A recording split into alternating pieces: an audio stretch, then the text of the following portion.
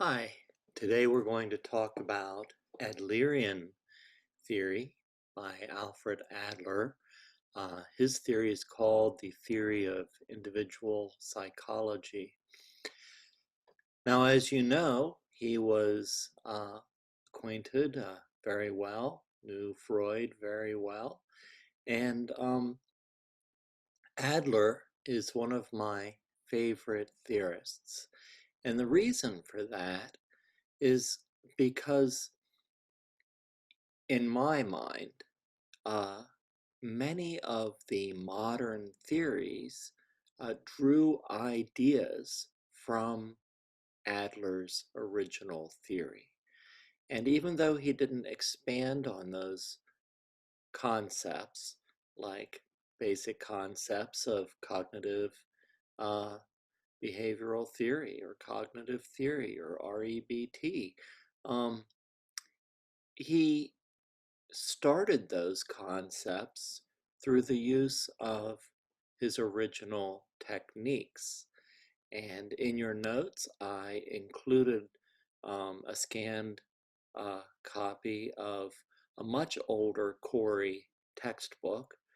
Um, in fact, it was a textbook when I was in my master's degree, and we're using his book anyway, so I don't think we're uh, ruining any copyrights or anything like that.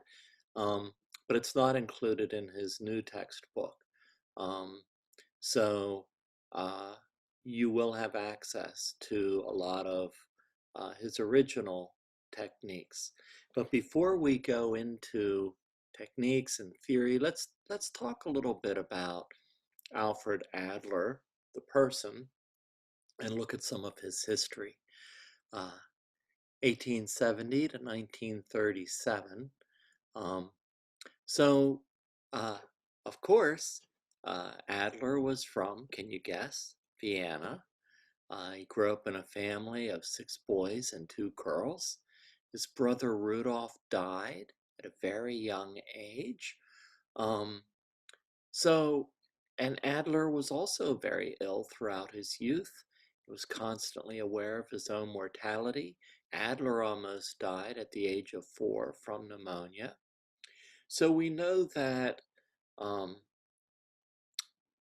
mortality rates of young people were pretty high uh, back then. And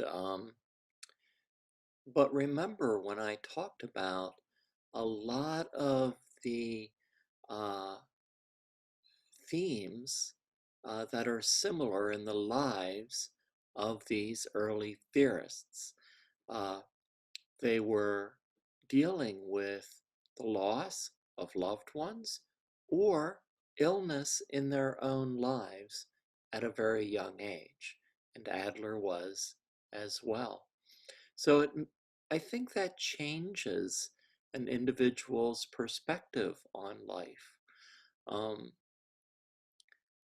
Young people today seem to feel immortal and they take risks and things like that, but um, these theorists had brushes with death, either with loved ones or their own lives. And I think that impacted the way they viewed life. Um, so Adler began school as a very poor student, but he worked hard to succeed.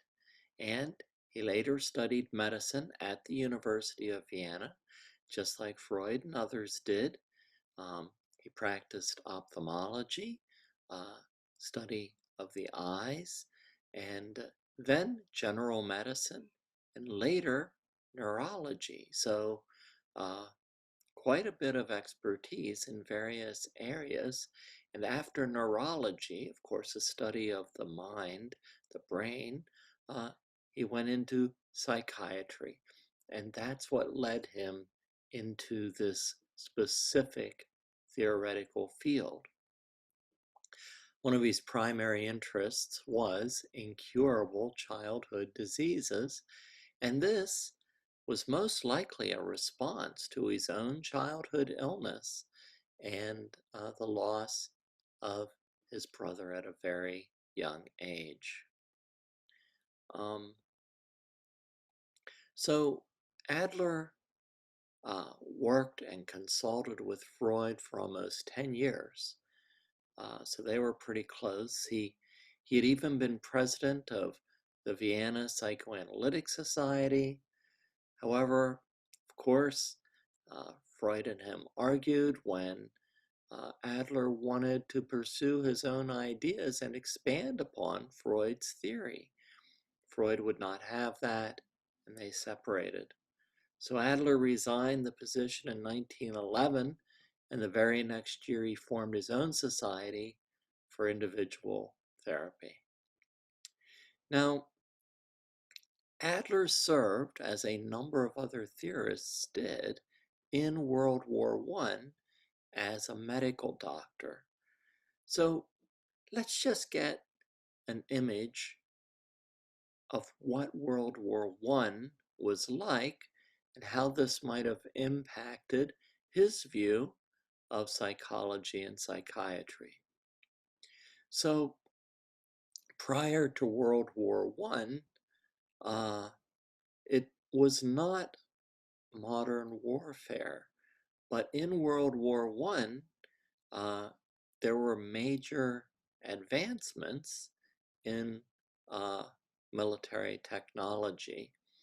So, of course, you had the first airplanes, you had the very first uh, larger projectiles, not quite the missiles we imagine today, but they would drop explosives from the planes.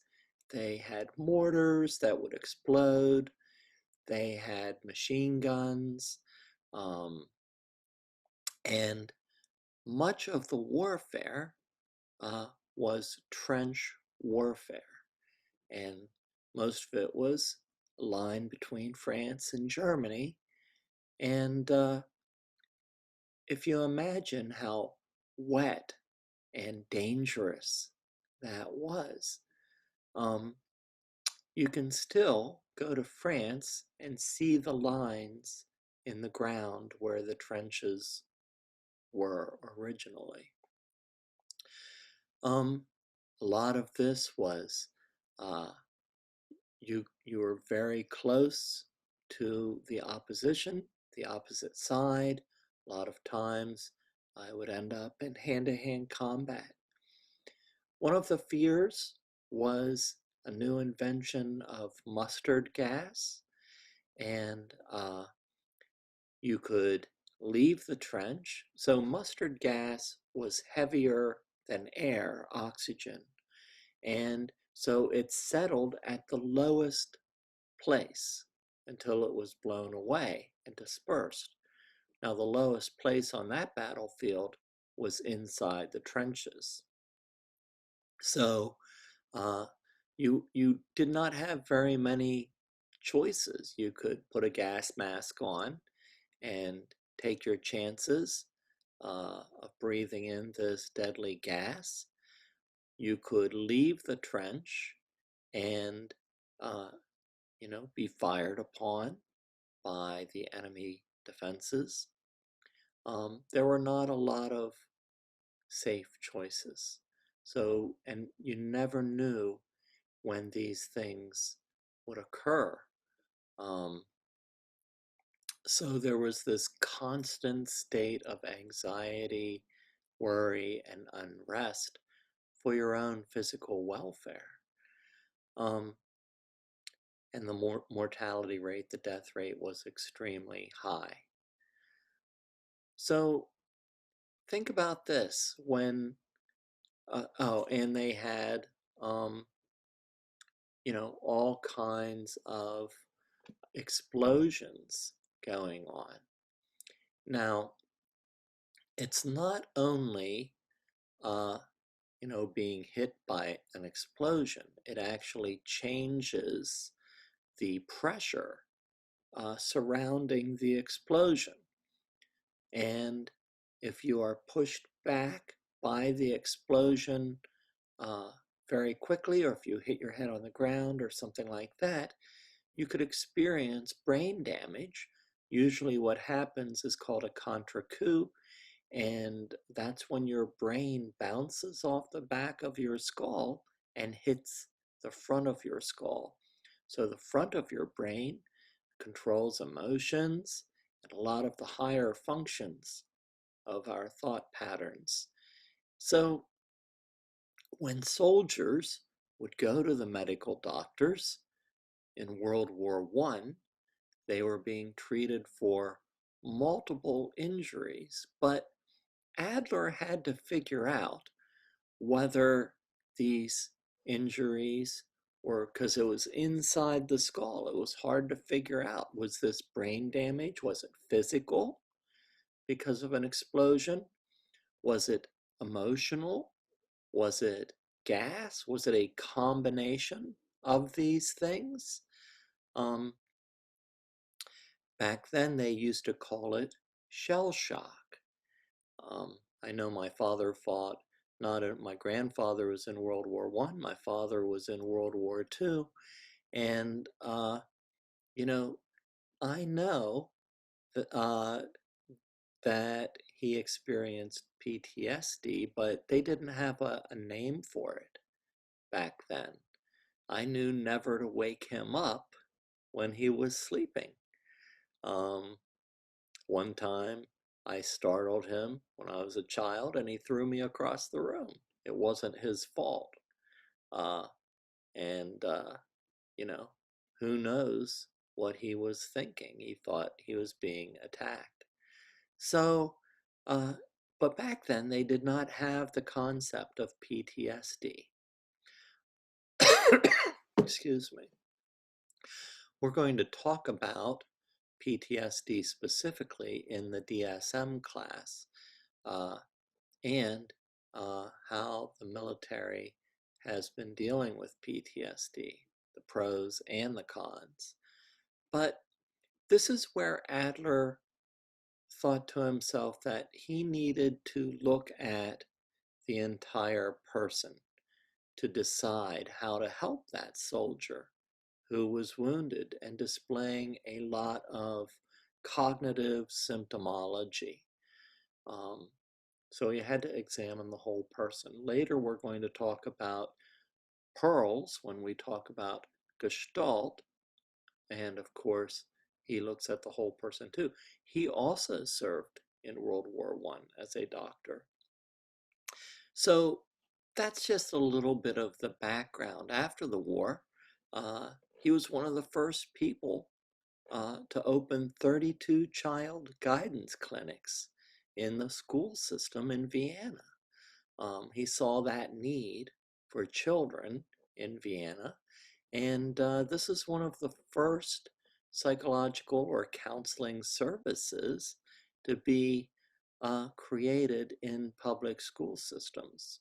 He trained teachers, social workers, physicians, and other professionals. He came to the US and lectured in the 20s. He eventually died of heart failure. And Alfred Adler schools and institutes are located throughout the world today. Students don't always hear a lot about Adlerian psychology, but it permeates the entire field. I think I was very fortunate when I was in my master's degree. Um, my professor uh, was Rebecca LaFountain, and she, at that time, was the president of the Adlerian Society. And she incorporated his theory in many different studies. Um, and we worked on uh, a, a, a journal article that was also the very first study that looked at solution-focused therapy and used in counseling groups rather than with individuals. Um, but later, uh, Becky, and another person, Nadine, they both wrote a book on that subject and also applied Adlerian uh, theory to solution-focused counseling. And that combination seems to work very well with school children, um, appropriately so.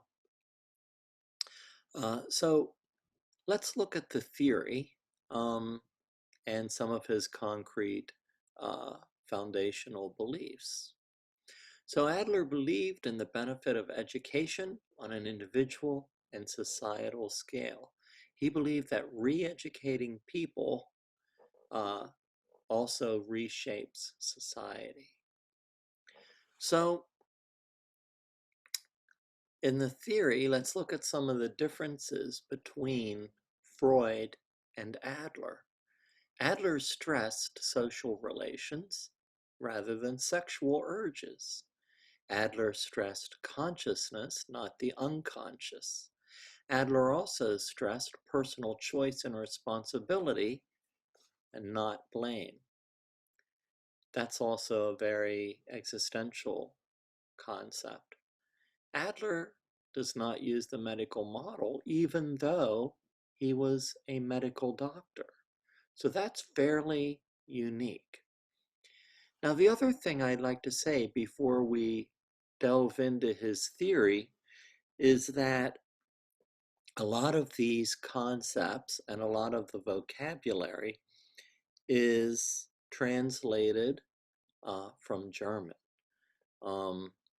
So there are nuances that I'm going to try to explain that were perhaps lost in translation. So Adler believed that an individual's perception of the past could influence his or her present actions. So one's environment and previous experiences could influence our present viewpoint and hence our actions. But I believe that Adler also thought that people had the ability to change in positive ways. So they were influenced but not determined by their past. So because of Adler's own feelings of inferiority as a child, remember he struggled as a student, he explores feelings of inferiority in therapy.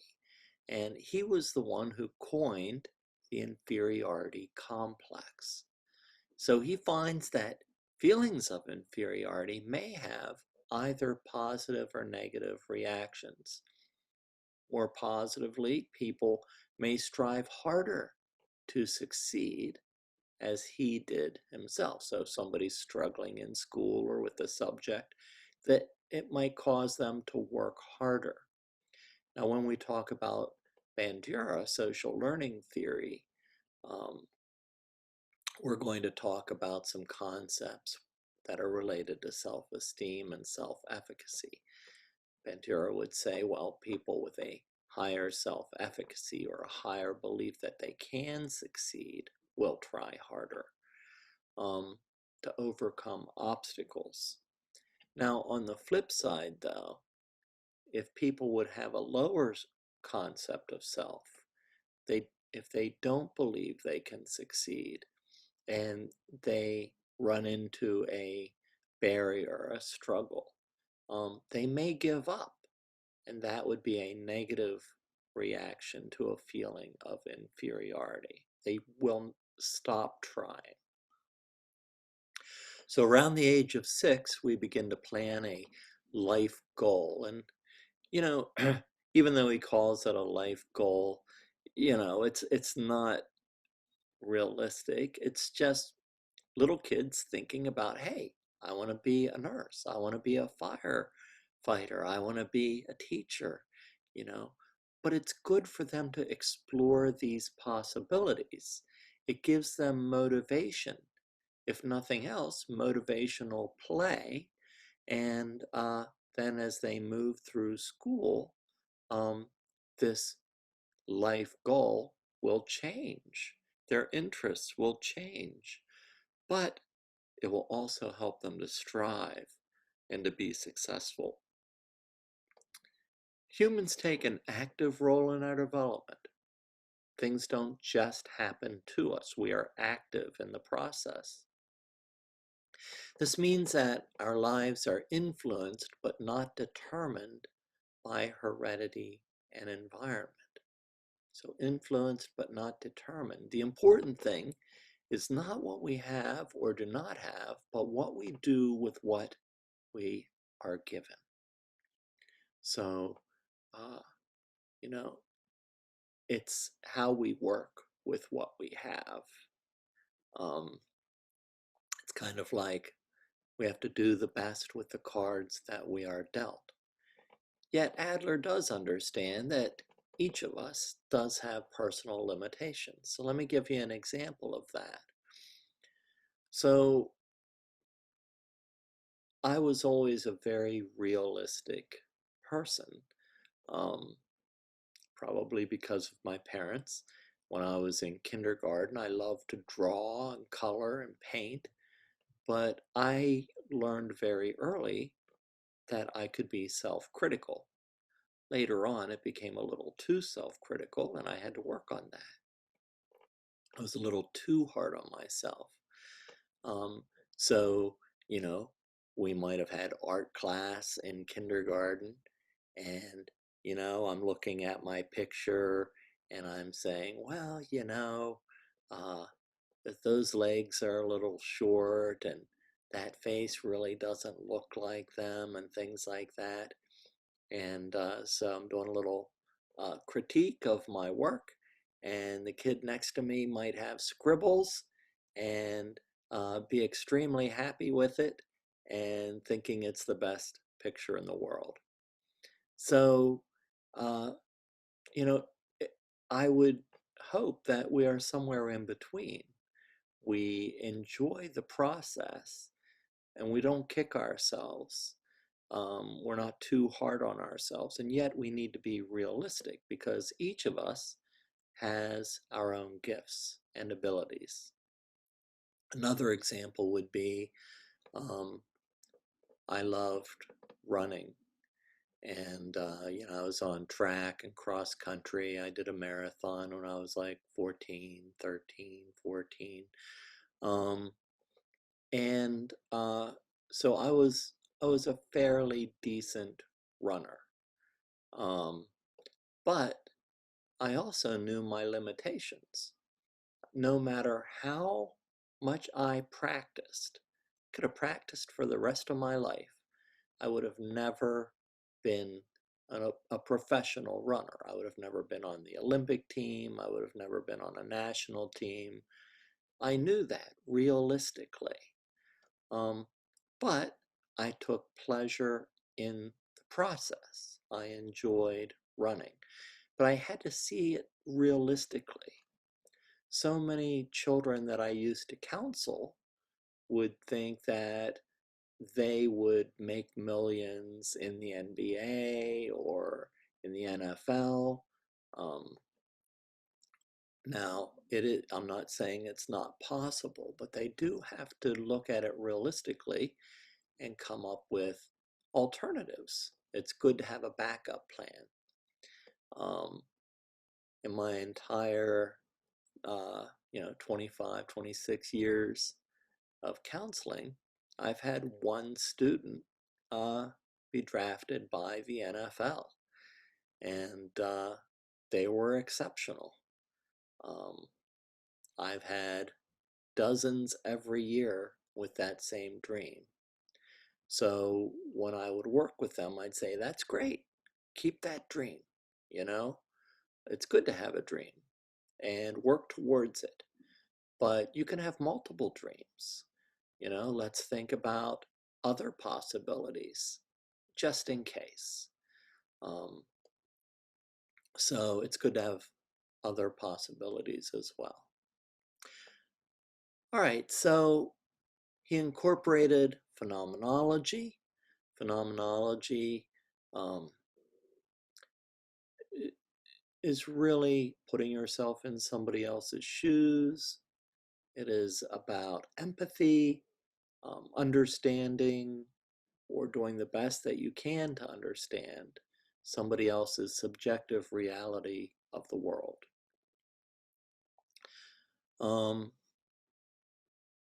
The client's subjective reality refers to their thoughts, their feelings, their belief systems, culture, uh, anything that would go into diversity and experiences.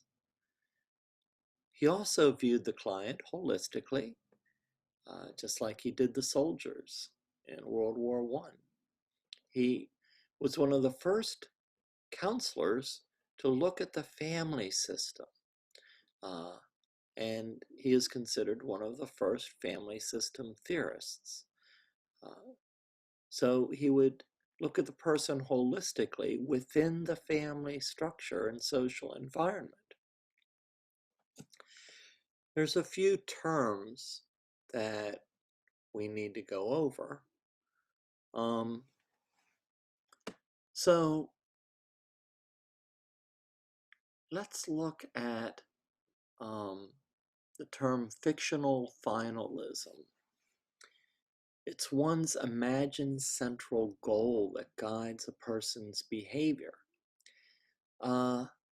This is very close to what Glasser was talking about, but not quite. So, an example, an individual striving to be perfect in order to be accepted by others. So Adler's fictional finalism is usually not healthy. So they might believe in this concept that in order for others to accept me, I need to be perfect. I need to meet their expectations. This really does permeate a lot of our whole counseling field, this concept. But I bet not a lot of people have heard of the term fictional finalism.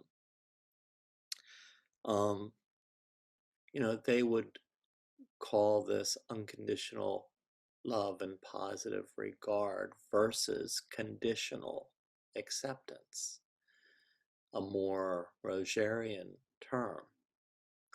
So this term was later replaced by Adler by the phrases guiding self-ideal or a goal of perfection. And, this was something that needed to be worked on in therapy.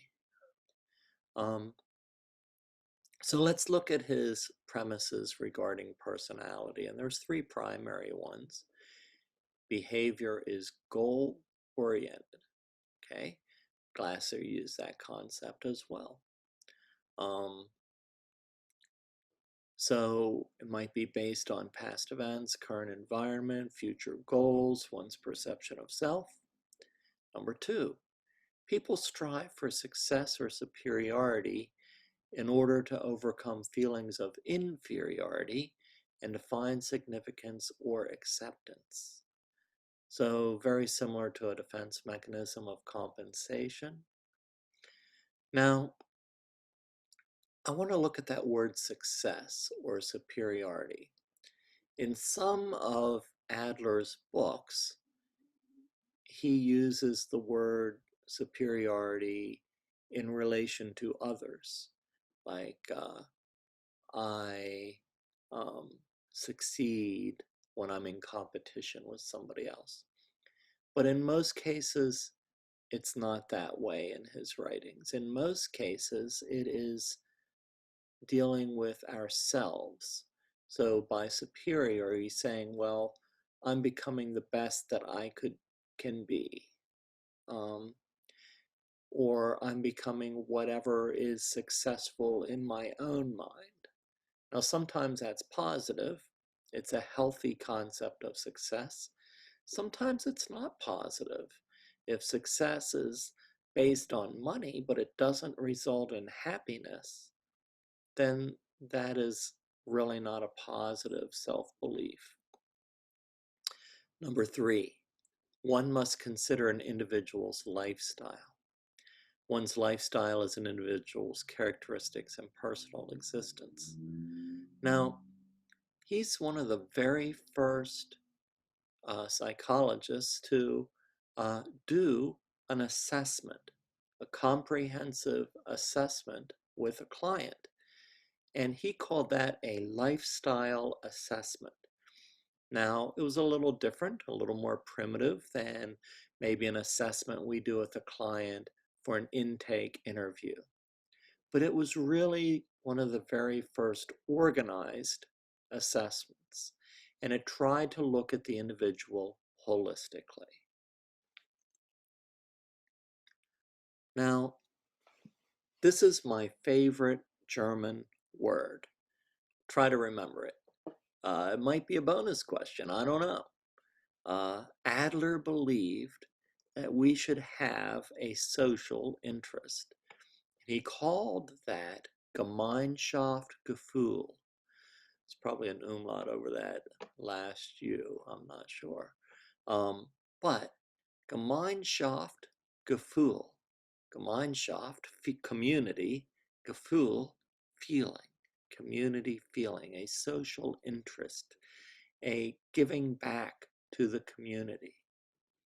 The more that one develops a social interest and becomes a part of the community, the healthier one becomes and the less our sense of inferiority.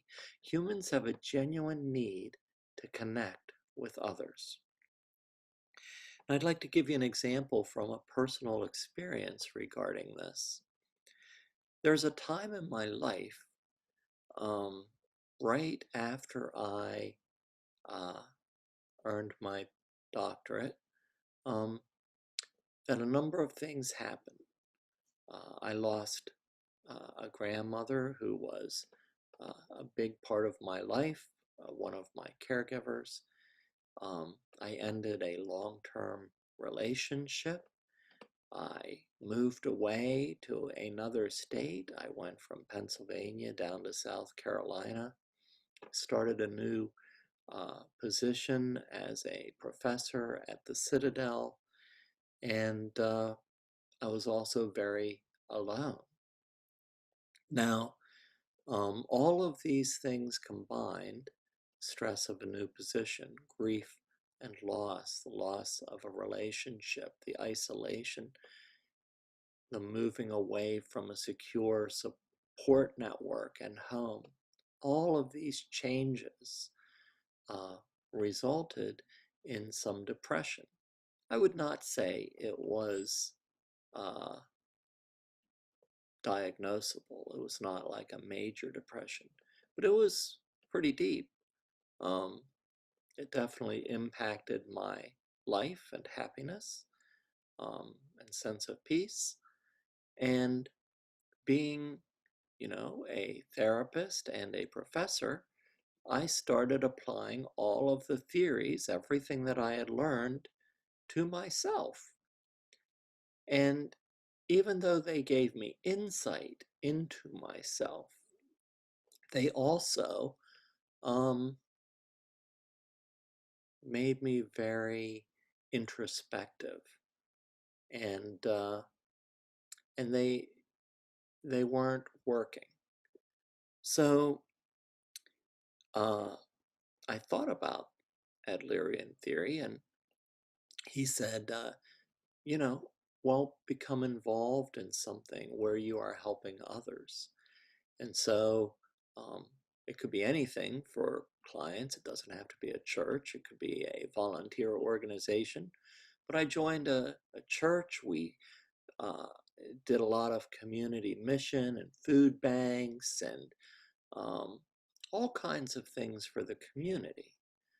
And that did a number of things. The first and most important thing was it made me look outside of myself. So rather than dwelling on my own problems, I was focused on helping others. They've done a lot of studies about how people's happiness is increased and sense of self-worth. They've looked at people receiving gifts and people giving gifts, and they found that the same brain chemicals are produced when we receive a gift as when we give a gift. So giving is just as good as receiving. And so it got me out of my own mind, and it helped me to focus not on self but other.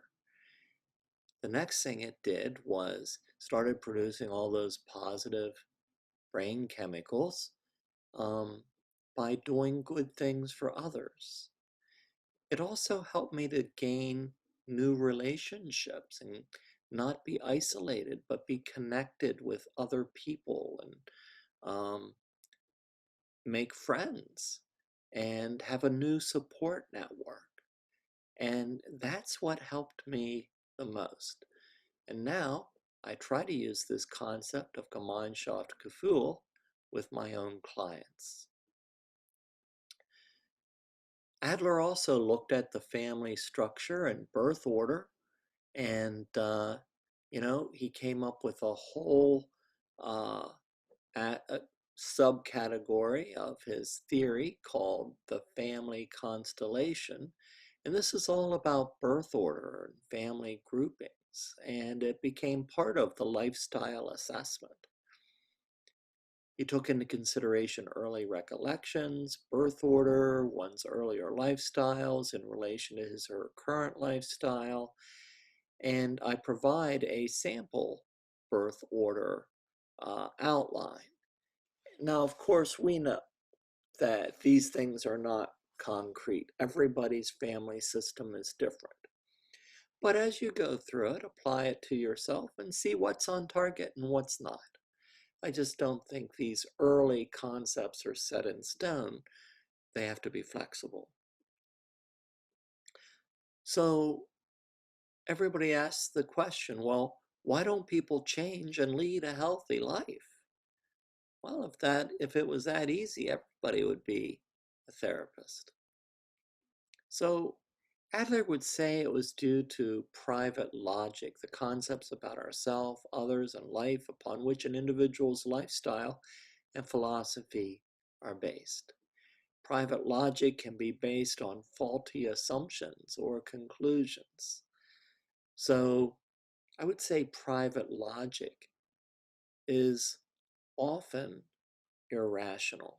And REBT and CBT use this concept quite a bit. So clients' problems arise because of faulty assumptions or conclusions, or because of conclusions are based on this faulty or private logic. Some examples would be people are convinced that no one really cares about them, or people reject others before being rejected themselves. People are too self-critical. They may have a negative or discouraged outlook. And Adler would try, if he felt people were discouraged, he would use therapy to encourage them.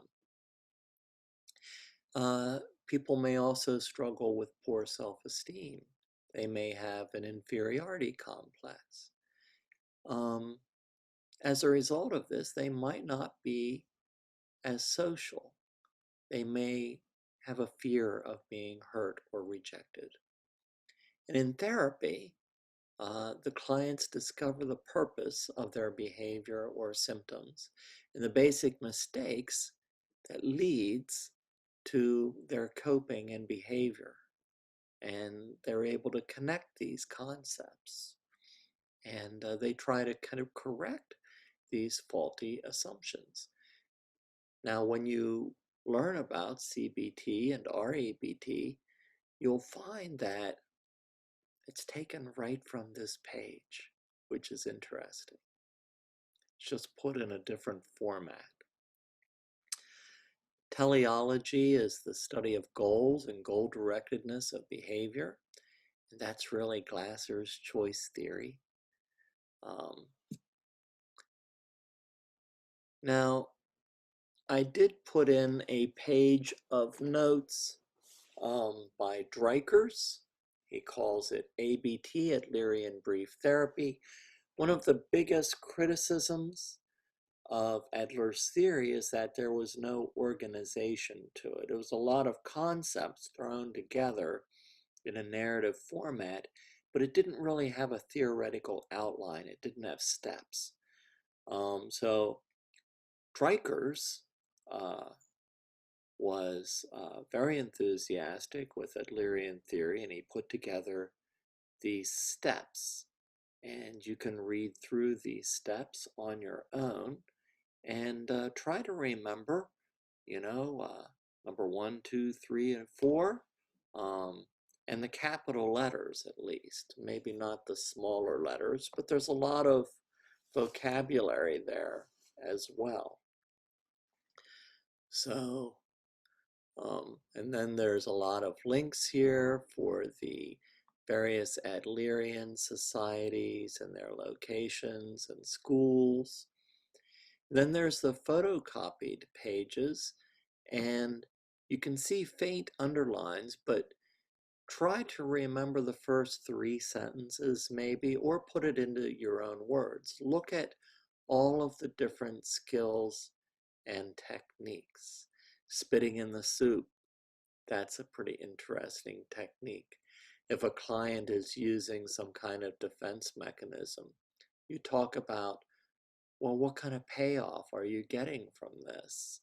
Uh, and once they realize that you understand what they're doing and why they're doing it, it takes the power away from the unhealthy action or defense mechanism. It sheds light on it. If somebody spits in your soup, you're not going to eat that soup anymore. Um, Paradoxical intervention, that's my only caution. You have to make sure the client is safe with that intervention. So a good example would be, if a child comes into social services and they're throwing a tantrum, they're down on the ground kicking their legs and screaming. I'm like, oh, you're very good at throwing tantrums. I bet that prevents you from doing a lot of things that you don't want to do. It probably drives your parents crazy. But let's see how good you're at this. Can you exaggerate your screaming? It won't bother anybody here. Can you exaggerate kicking? And once they realize it doesn't bother me and has no effect or outcome, the payoff is gone. So look through all of those techniques so that you understand the various techniques. And then we have the Adlerian overview of birth order, and think about your own birth order and where you fall and whether that is accurate or not. And so what I'd like you to do for this week in the discussion post, do everything you normally do, talk about the chapter, talk about the lecture, talk about the notes, but I also want to hear what your thoughts are about birth order and placing yourself in his birth order chart. Is it on target? Is it totally off base? Is it somewhere in between? See what you think. I'll be interested to read what you have to say.